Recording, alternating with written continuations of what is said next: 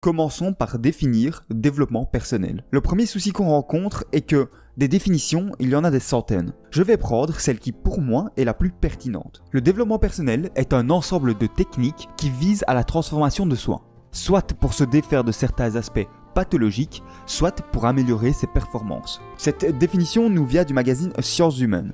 Grâce à cette définition, on peut déduire que le développement personnel est une activité variée, car optimiser votre productivité, améliorer votre composition physique, accroître votre culture, régler vos problèmes de colère et perfectionner votre éloquence sont toutes des activités qui rentrent dans cette définition du développement personnel.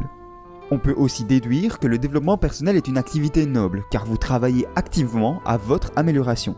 Malheureusement, il y a pas mal d'idées reçues sur cette pratique. Des idées véhiculées notamment par les reportages à la télévision sur le sujet.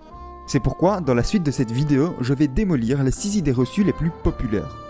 Le développement personnel, c'est seulement pour les losers. Si vous pensez ça, détrompez-vous. Le développement personnel est aussi pratiqué par les personnes qui ont eu succès. Tony Robbins, ou le roi du développement personnel, a coaché des acteurs à succès, comme Leonardo DiCaprio et Hugh Jackman. Des hommes politiques influents comme Bill Clinton et Nelson Mandela. Mais aussi des grands sportifs comme Serena Williams. De plus, même si vous êtes le plus grand sceptique du monde, vous avez déjà fait du développement personnel.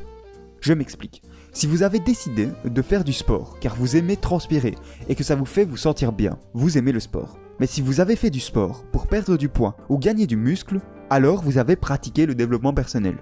Autre exemple, vous commencez le théâtre car vous adorez les déguisements et ça vous amuse. Vous aimez le théâtre. Mais si vous y allez pour gagner confiance en vous et améliorer votre élocution, alors c'est du développement personnel. Bien sûr, les deux ne sont pas exclusifs. Vous pouvez à la fois aimer une activité et la faire dans une optique de développement personnel. C'est même l'idéal. C'est simplement pour montrer que le développement personnel, c'est vraiment pour tout le monde.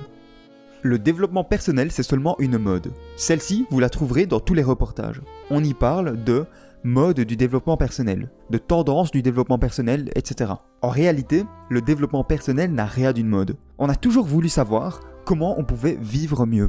C'était déjà le but des 3 fameuses philosophies chinoises que sont le bouddhisme, le confucianisme et le taoïsme, existant depuis 500 avant Jésus-Christ. Mais aussi de certaines philosophies grecques comme le stoïcisme, l'épicurisme ou l'hédonisme. Par contre, apprendre à améliorer sa vie en lisant des livres, c'est un phénomène récent. Pas du tout. En 349 avant Jésus-Christ, dans Éthique à Nicomaque, Aristote expliquait comment atteindre le bonheur selon lui. Cicéron montre comment améliorer ses relations sociales dans son livre L'Amitié, sorti en -50. Sénèque parlait déjà de la gestion de la colère en 45 dans son livre De la colère.